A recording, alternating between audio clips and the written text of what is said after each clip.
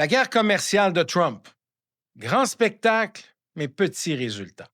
On l'a assez entendu, le récit trompien. Là. L'Amérique serait une victime, saignerait à blanc sous les importations bon marché et un président solitaire, drapé dans le drapeau américain, là, comme un egg-roll patriotique, serait venu libérer à coups de tarifs punitifs l'Amérique qui croule sous le joug des importations quasi gratuites. Là. Le fameux jour de la libération au mois d'avril dernier n'a pourtant libéré personne, sinon l'ego présidentiel et les pires réflexes nationalistes des années 30 auxquels les nouveaux droits de douane renvoient directement.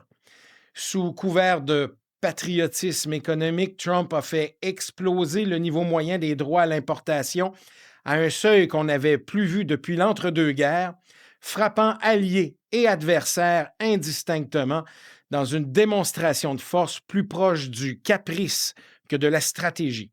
L'Amérique s'est ainsi lancée dans une croisade tarifaire censée rétablir l'équilibre, mais qui a surtout braqué les partenaires, tendu les marchés et replongé le pays dans une logique de bloc et de représailles que l'histoire avait précisément condamnée.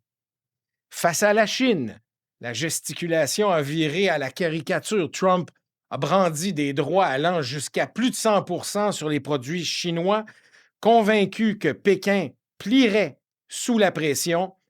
Pékin a répondu froidement en technicien du rapport de force, contrôle sur les exportations de minéraux rares, levier sur des secteurs stratégiques, gel puis reprise des achats de soya selon les besoins de sa propre diplomatie économique. Au final, la célèbre fermeté américaine aura surtout mis en lumière la dépendance structurelle de Washington à l'égard de la puissance industrielle chinoise.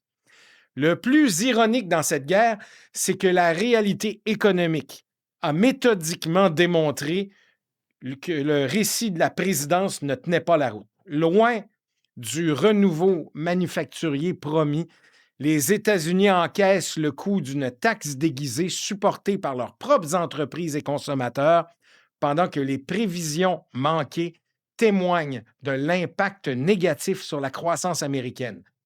Pas le désastre prévu par les experts et les économistes, du moins pas encore.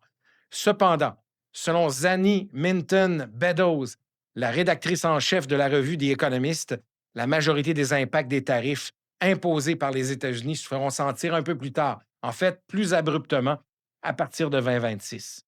Mais revenons à la Chine.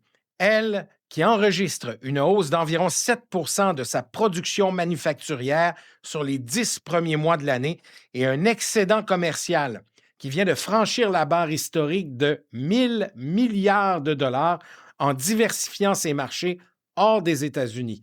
Celui qui devait gagner la guerre commerciale apparaît ainsi comme le seul capable de perdre des parts d'influence tout en se proclamant victorieux. Reste l'ultime acte.